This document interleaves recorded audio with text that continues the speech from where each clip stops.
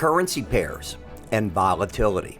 Interesting subject because right now, as you know, we're looking at stock markets plunging. We're also taking a look at safe haven buying happening in bonds, notes, the Japanese yen, the gold market, even silver's getting pulled along.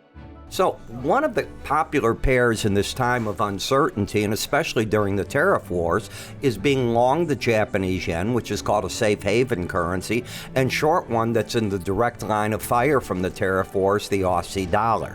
And what traders have been doing is they're looking at the price movements in that. They keep buying the yen, selling the Aussie against the yen, trying to play what's called a currency pair. Will it last? Well, nothing goes forever, but at this point in time, while the race is on to the bottom in interest rates and economic slowdown is happening, that pair has been making a lot of sense.